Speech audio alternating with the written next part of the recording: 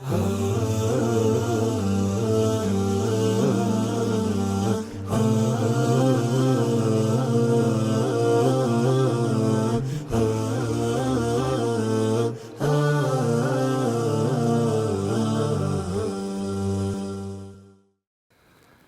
الله الرحمن الرحيم. الحمد لله الذي جعلنا بنعمته إخوانا وزادنا من فضله إحسانا وجعل كتابه للعاملين به نورا وبرهانا، والصلاة والسلام على سيدنا ونبينا محمد وعلى آله وصحبه أجمعين. أما بعد، أحبتي في الله، السلام عليكم ورحمة الله تعالى وبركاته. في هذا اللقاء أن أذكر من حقوق المسلمين التي أوجبها الشرع بينهم.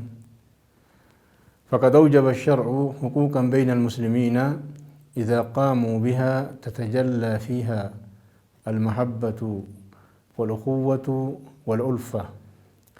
فمن ذلك قول النبي صلى الله عليه وسلم: حق المسلم على المسلم 6. قيل: وما هي يا رسول الله؟ قال: إذا لقيته فسلم عليه، وإذا دعاك فأجبه، وإذا استنصحك فانصح له، وإذا عطس فحمد الله فشمته، وإذا مرض فعده، وإذا مات فاتبع جنازته. وبلغون كيا yeroo gabaabduu tana keessatti wanti waliif ibsinu haqa muslimni muslima irraa qabu. Shari'aa islaamaa keessatti muslimni muslima obboleessa isaa ka muslimaatirraa haqa qaba.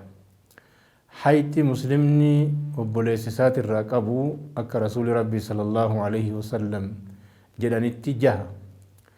Tokkoffaa haqa muslima tajalqabaa keessa ta rasuuli rabbii dubbatan: إذا لقيته فسلم عليه، yoo isaa walgeette salaama irratti qara'i. Beeyte beekuu baatte haqa muslimni muslima irraa qaburraa salaama walirratti qara'u. Assalaamu alaykum wa rahmatullahi wa barakaatuhu jedhanii salaama walirratti qara'uun haqa tokkoffaati. Inni itti aanu yoo inni siyaame awwaadhuuf da'awaa isaa dhaqi. Yoo inni sitti hajamee si waamellee dhaqi.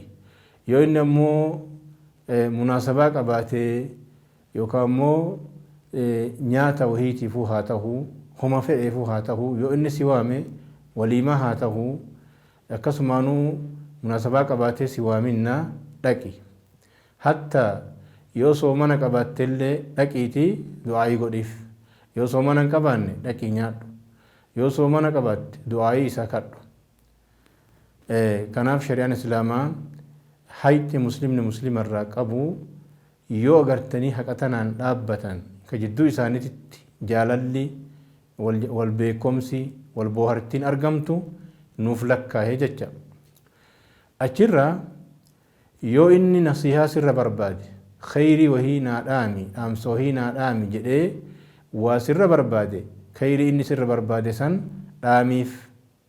Wanni kun si baasaa, wanni kun si hin baasu, waan kanarraa gori, waan kana jabaadhu, kana qabadhu jedhanii nasihaa isaa godhuun yoo inni barbaade haqa muslimni muslima irraa qabu. Inni itti aanu yoo inni haxxifatee alhamdulillahi jedhe gammachiisu. Maal jedhaniin? yarhamuka Allahu akkana jedhaniin. Yoo namni tokko haxxifatee nama biratti alhamdulillahi jedhe rabbi faarfate, wanni isaa deebisan, wanni isaan jedhan maal inni?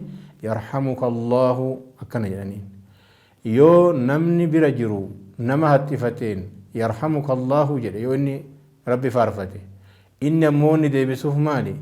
yahdiika Allahu ويصلح بالك أكن جلد دعائك أتا ربي سيها كجلشو حالك أنك سيها تلشو حق مسلمني مسلم الرا أبو ججر أكسم ملي يو إني دبمي غافتشون حق مسلمني مسلم الرا أبو يو نمني تكو مؤمني تكو دبمي لكني غافتشون أجري قد قبا ربي نغرتي ورّا أبوليس إساء كمسلمة غافتشو راف ديمو يو غنم غافته حق أدون لتوتي شاف جنتها كيسة ديما جراني رسول صلى الله عليه وسلم يو غلغل غافته هل أغلفت بريتوتي شاف جنتها كيسة ديما نمني سنجتشو أجري قد قبا نما غرتي فيا ربي غافتشون لغاني برات دعائي كراتشونيف متاك أكباني اتتفاني رقيا غرتي قراني في بوبو هرسون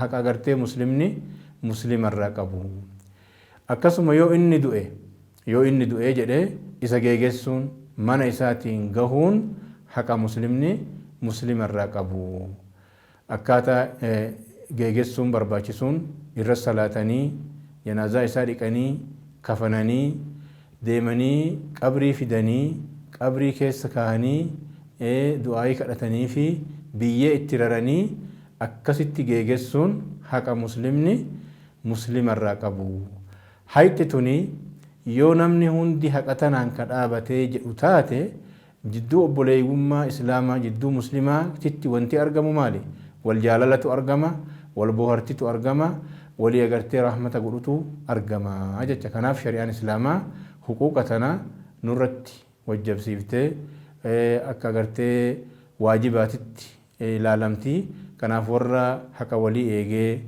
haqa agartee walii ka jahantana qofa miti tambiralle heddutu jira warra haqa walii eegee boroo gartee fuuldura rabbiititti milkaahu rabbiin nu marayyuu haa taasisu dhaamsa keenna kanumaan goolamna haga yeroo biraatiin walitti deebinutti wabillaahi tawfiiq وصلى الله وسلم وبارك على نبينا محمد وعلى آله وصحبه أجمعين والسلام عليكم ورحمة الله تعالى وبركاته